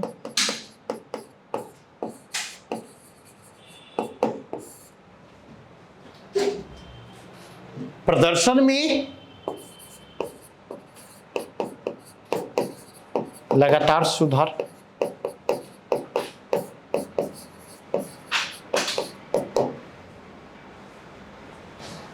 लेकिन अगर 2018 के सापेक्ष हम 2019 की बात करें तो 2 बातें कहेंगे। एक, प्रदर्शन में सुधार,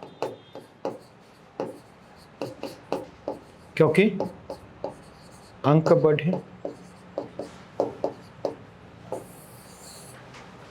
प्रदर्शन में सुधार क्योंकि अंक बढ़े, लेकिन सुधार की गति क्या हुई?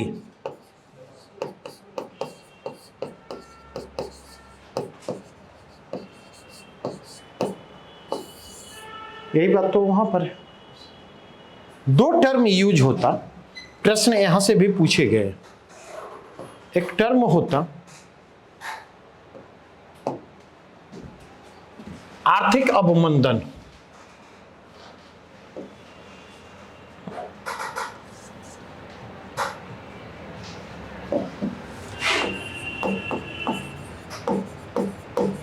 इकोनॉमिक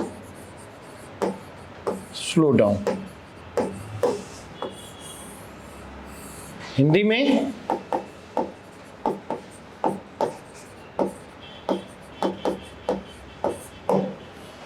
इसका मतलब समझते हैं?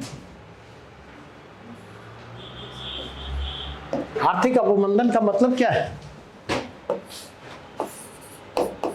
जीडीपी की वृद्धि दर में कमी, जीडीपी ग्रोथ रेट का धीमा पड़ना।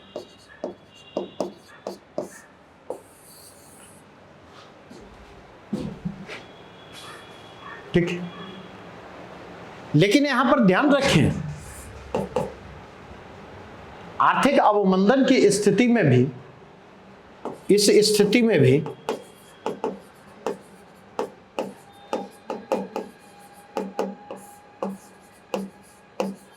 जीडीपी का आकार लगातार बढ़ेगा।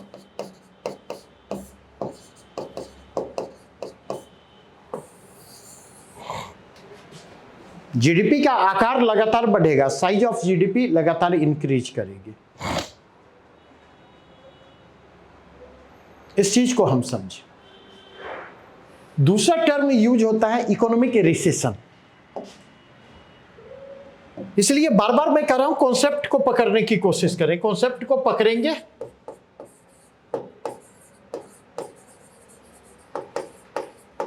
हिंदी में इसको क्या कहेंगे?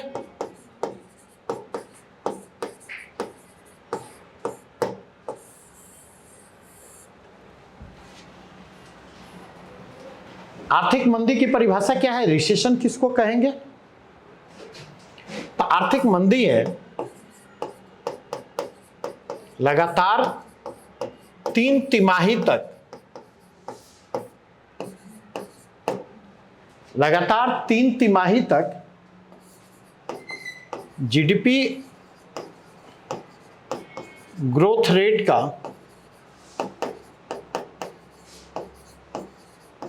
निगेटिव होना।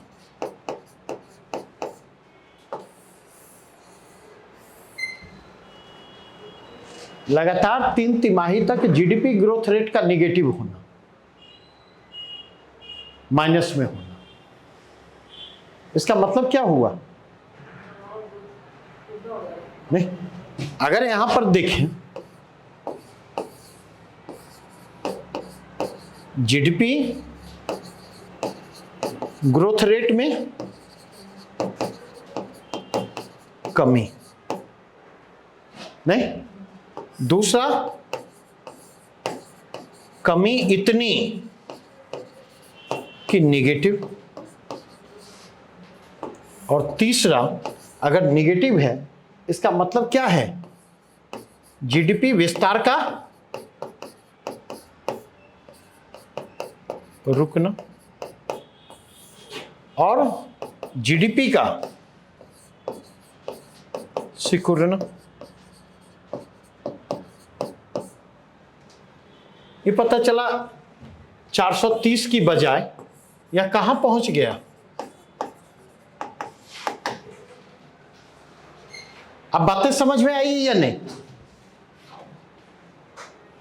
नहीं, वापस हम लौटे।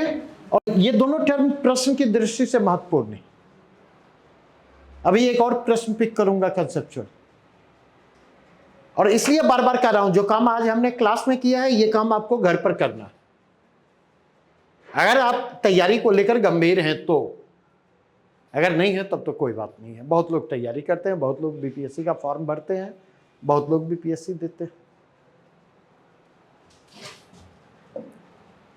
अब अगर देखें यहां पर है रियल जीडीपी की वृद्धि दर लगातार बढ़ती रही।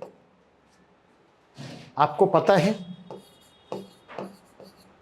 2020-21 कोविड संकट आपको पता है,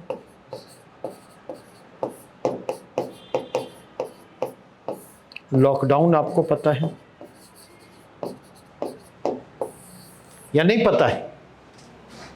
नहीं, उस स्थिति में रिसेशन की बात आपको ध्यान है?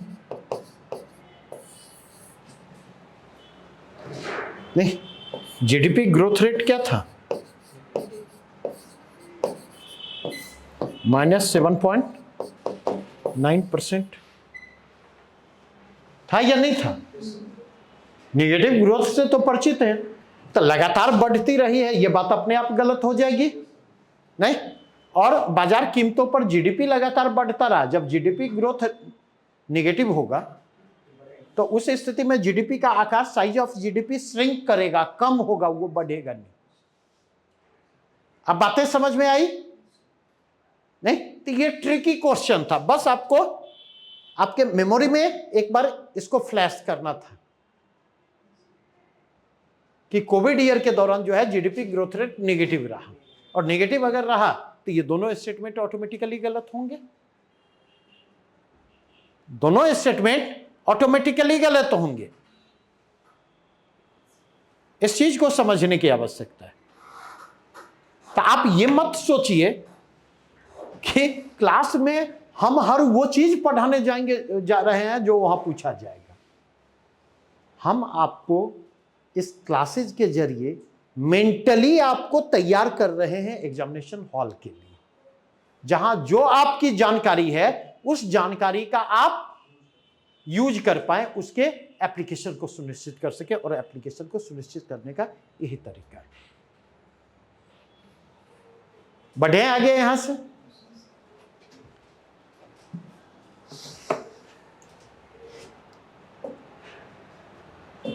एक प्रश्न और लिखिए।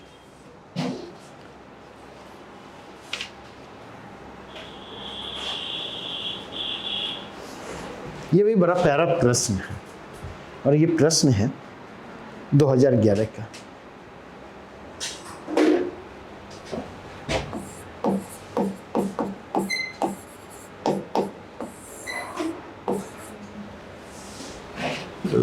प्रश्न क्या है? आर्थिक विकास सामान्यतः युग्मित होता है।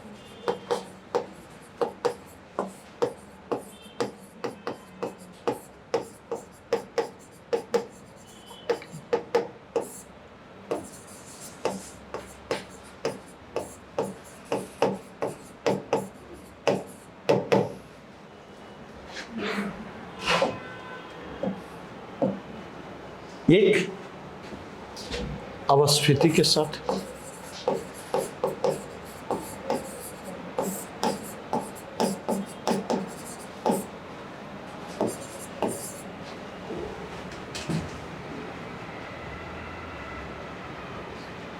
दूसरा अस्फीति के साथ,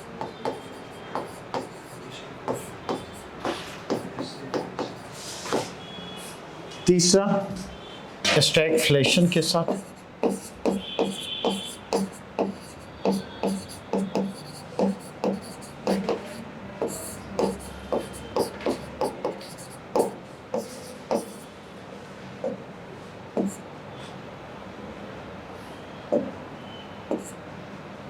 और चौथा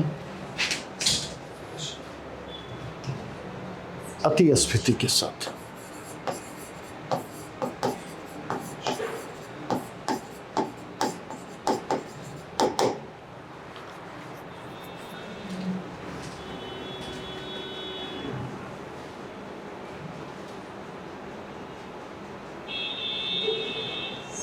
ठीक है, आप बताइए क्यों?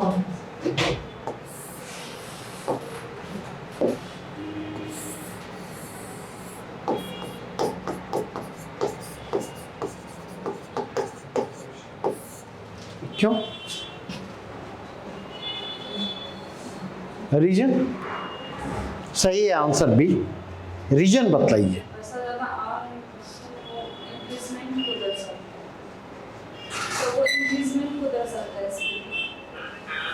कैसे भाई? जो भी रिप्लाई करें ऑनलाइन वाले, वो इनबॉक्स रिप्लाई करें, ठीक है? हाँ,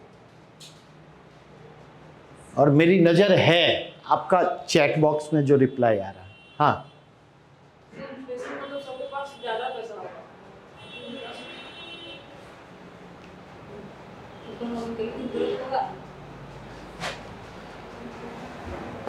बार बार कह रहा हूं, उस लॉजिकल सेंस को हमें डेवलप करना है। Economic growth is proportional to inflation.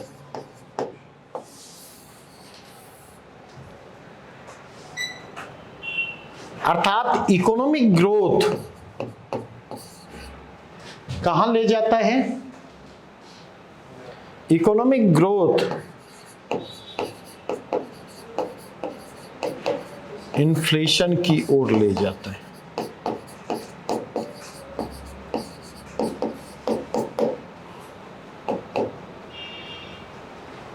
क्योंकि इकोनॉमिक ग्रोथ होगा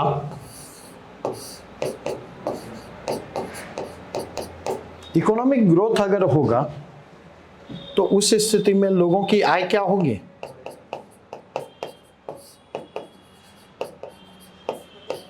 बढ़ेगी। लोगों की आय बढ़ेगी तो क्रय क्षमता क्या होगी?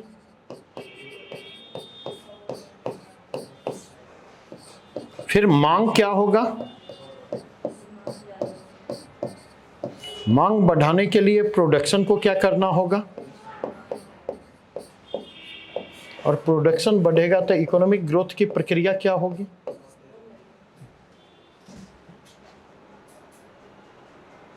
बातें स्पष्ट हुई या नहीं?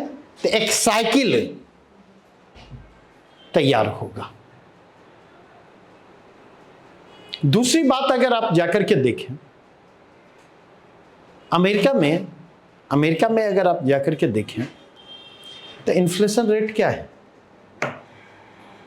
बैंक आपको इंटरेस्ट देती है ना, पैसा जो जमा करते। दो शब्द यूज मैं करता हूं। एक शब्द यूज करता हूं इंटरेस्ट और दूसरा रियल इंटरेस्ट। दोनों में अंतर समझते हैं?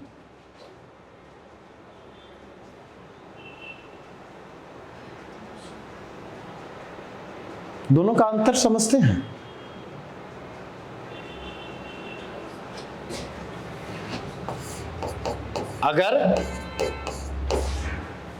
अगर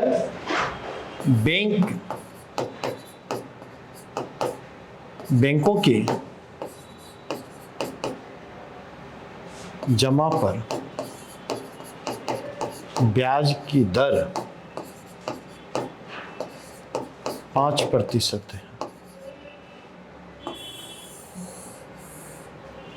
ब्याज की दर 5% है और मुद्रास्फीति की दर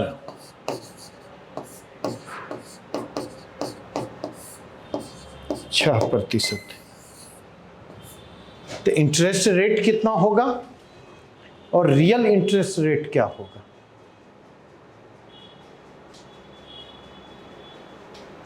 इंटरेस्ट रेट जो है 5% है, रियल इंटरेस्ट रेट कहेंगे interest rate adjusted with inflation. तो 5 - 6 दैट इज -1%।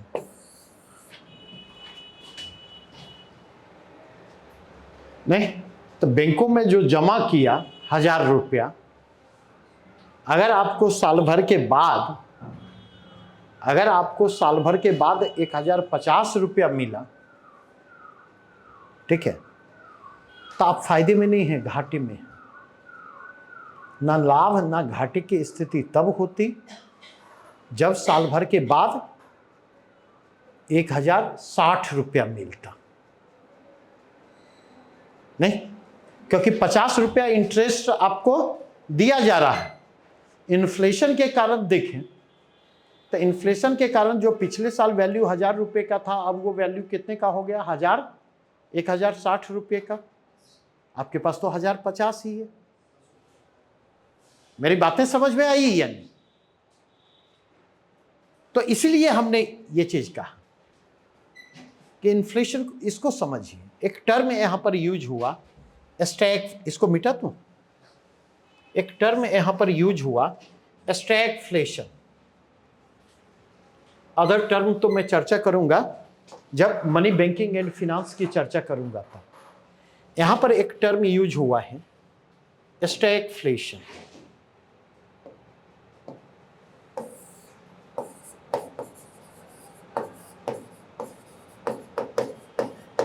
और ऐसा ही कुछ प्रश्न बीपीएससी ने एक कनेक्ट करते हुए पूछा है 69वीं बीपीएससी में। स्टैगफ्लेशन, स्टैगफ्लेशन किसको कहते हैं?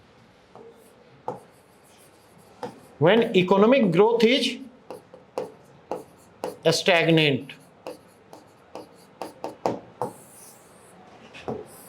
but inflation is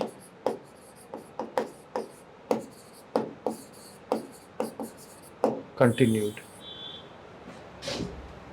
नहीं, जब अर्थव्यवस्था ठहराव की स्थिति में है,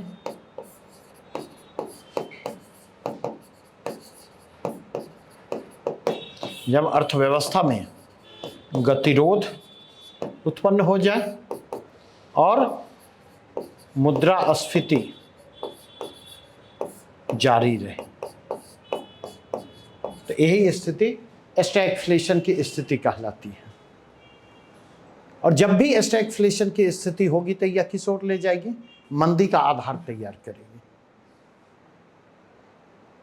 बातें स्पष्ट हुई या नहीं? यहां तक में कोई प्रश्न, कोई दुविधा, किसी भी प्रकार के कोई डाउट है? इसलिए बार बार कह रहा हूं, प्रीवियस ईयर के प्रश्नों को पलटिए, मेरे पढ़ाने से नहीं होगा। मैं फिर कह रहा हूं, मेरे पढ़ाने से नहीं होगा। होगा तब जब मेरे पढ़ाए हुए को आप आत्मसात करेंगे, उसको अप्लाई करने की कोशिश करेंगे।